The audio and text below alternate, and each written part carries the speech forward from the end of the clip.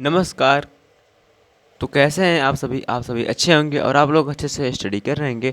तो आज हम आपको बताने वाले हैं कक्षा 9 गणित प्रश्नावली 1.6 का प्रश्न क्रमांक 3।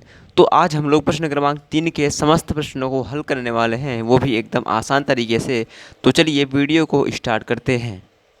तो आप लोग देखेंगे अपना तीसरा क्वेश्चन, तो यहाँ पर लिखा है, ठीक है, कि सरल कीजिए। मतलब जिस प्रकार से हमने पहला और दूसरा क्वेश्चन किया है उसी प्रकार से तीसरा भी हम लोग एकदम आसान तरीके से सरल करेंगे।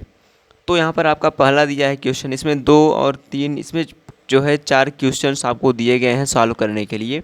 तो चलिए पहले तीसरे का पहला क्वेश्चन यहाँ पर हम लेते हैं और इसे एकदम आसान तरीके से हल करते हैं। चलिए स्टार्ट करते हैं। देखिए करेंगे क्या हम लोग, करेंगे यहाँ पर हम लोग करेंगे। आप लोग जानते हैं, यहाँ पर देखो, यहाँ पर लिखा है 2 पर कितना घात है, तो 2 पर जो है 2/3 घात है। और यहाँ पर गुणे 2 पर कितना घात है, 1/5 घात है। तो होता क्या है, यदि 2 पदों के ऊपर घात लगे हो और वो जो जो दोनों पद हो वो गुणा के रूप में हो, अर्थात पद यहाँ पर 2 और यहाँ पर पद क्या है, 2 है, और ये दोनों पद किसके रूप में है, तो ये जो दोनों पद हैं ये गुणा के रूप में है। तो इन दोनों पदों के ऊपर लगे घातों का हम लोग क्या करते हैं, जोड़ कर देते हैं। क्या करते हैं हम लोग, जोड़ कर देते हैं। तो चलिए करते हैं। तो हम लोग करेंगे क्या, आपको एक बात ये भी याद रखना है कि जब क्या हो, जब पद क्या हो, समान हो, ठीक है। जब जो पद होते हैं, जो पद यदि समान हो तो उनका हम लोग आपस में गुणा नहीं करते हैं, अर्थात 2 का गुणा 2 में नहीं करेंगे, मतलब उसे वैसा का वैसा रख देंगे। और ऊपर का जो क्या घात है उसे हम लोग जोड़ देते हैं, क्योंकि जो गुणा में क्या होता है, जो घात होते हैं वो जुड़ते हैं। तो 2/3 प्लस 1 क्या कर देंगे, 5। अब इन दोनों के घातों क्या करेंगे हम लोग, जोड़ लेंगे। जब जोड़ लेंगे तो 2 पर कितना घात प्राप्त होगा, तो चलिए इसे जोड़ते हैं। यहाँ पर देखते हैं हम लोग, यहाँ पर ले लेते हैं 2/3 और प्लस 1/5। इन दोनों घातों को तो हम लोग जोड़ेंगे। आप लोग जानते हैं कि जब हर समान असमान होता है तो हम लोग क्या करते हैं, इन दोनों का एलसीएम ले लेते हैं। एलसीएम लेंगे तो 15 आएगा। अब इसमें भाग करते हैं और जितना भागफल आता है उसका अंश वाले संख्या में गुणा कर देते हैं। तो 3×5 = 15 और 5 दूनी 10, प्लस का चिन्ह लगा देंगे। 5 तिहाई 15 और 3 1 का 3। अब ऊपर वाले को जोड़ देंगे तो 13 आ जाएगा, नीचे वाले तो वैसे वैसे रहेगा 15, अर्थात कितना प्राप्त हो गया, 13/15। तो हम लिख देंगे 13/15। आप देखेंगे यहाँ पर क्या है कि 2 के घात कितना हो जाएगा, तो 2 की घात 13/15। तो यही आपका जो है एक प्रकार से आंसर हो जाएगा, ठीक है। चलते हैं हम लोग दूसरे क्वेश्चन पर। आप लोग तीसरा का दूसरा क्वेश्चन देखेंगे तो यहाँ पर दिया गया है कि कोष्टक के अंदर 1/3 इसके घात 3 दिया है और कोष्टक बंद करके वहाँ पर 7 घात दिया है। अर्थात जो ये घात 7 है वो 1 के लिए भी कार्य करेगा और 3 के लिए भी कार्य करेगा। तो चलिए तीसरा क्वेश्चन लिखते हैं और इसे हल करते हैं।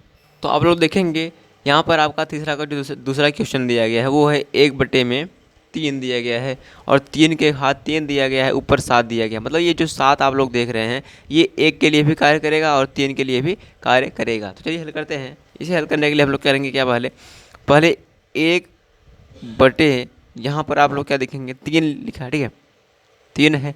इसका मतलब क्या है कि जो 1 का जो भाग अगर या 1 का अगर हम गुणा 7 बार करें तो कितना होगा, 1 ही होगा। 3 के ऊपर कितना घात दिया है, 3 दिया है, और यहाँ पर कितना दिया है, 7 दिया है।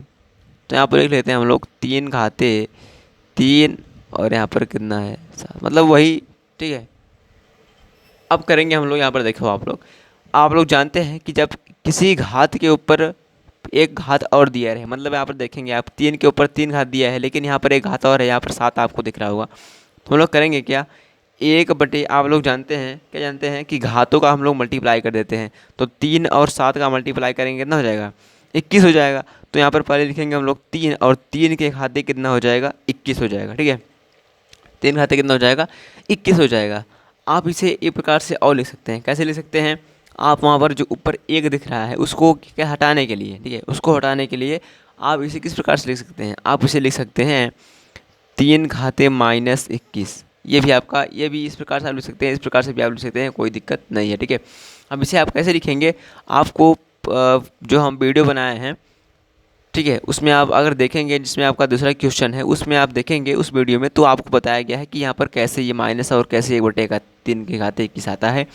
मतलब क्या था, जब वहाँ पर हम लोग क्या करते थे, माइनस को हटाना होता था, ठीक है, माइनस को हटाना होता था, तो हम क्या करते थे, बटे में एक का क्या कर देते थे, यहाँ पर देख लो आप बता रहे हैं, ठीक है, यहाँ पर समझो आप लोग पहले क्या करेंगे। हम लोग करते क्या थे, हम लोग करते थे कि किसी संख्या में से घात हमें हटाना था। यहाँ पर देख लो आप लोग, जैसे यहाँ पर 3 घाते -21 दिया है, तो 3 घाते -21, यहाँ पर माइनस वाले को, माइनस को हटाने के लिए हम लोग क्या करते क्या थे कि 3 के नीचे तो 1 छुपा रहता है, तो 3 के नीचे 1 को लिख करके इसे उल्टा कर देते थे, मतलब 1 ऊपर हो जाता था और 3 क्या हो जाता था, नीचे हो जाता था, जिससे जो घात होता था वो माइनस से वो क्या हो जाता है, प्लस से हो जाता, कट जाता था, और यहाँ पर क्या हो जाएगा 21। तो इसी प्रकार से आपका, इसी प्रकार से ये आपका उत्तर आया है, ठीक है, तो आपका ये भी उत्तर हो जाएगा। ये आपको समझने के लिए बताया गया है, कोई दिक्कत नहीं है। तो हम लोग तीसरा क्वेश्चन देखेंगे, ठीक है, तीसरा क्वेश्चन देखेंगे। तो यहाँ पर आपको देखें, यहाँ पर देखेंगे आप लोग, यहाँ पर दिया है कि 11 घाते कितना, 1/2, ठीक है, 11 घाते हमें दिया है 1/2, और बटे में 11 घाते 1/4 हमें दिया है। इसका मतलब क्या है, इन दोनों का हमें भाग करना है। यहाँ पर हम लोग क्या किए, यहाँ पर हम लोग मल्टीप्लाई किए हैं, ठीक है, यहाँ पर हमें भाग करना है। तो भाग करने के लिए हम क्या नियम अपनाते हैं, कैसे हल करते हैं, तो चलिए इसे अपने पुस्तिका पर लिखते हैं और सॉल्व करते हैं।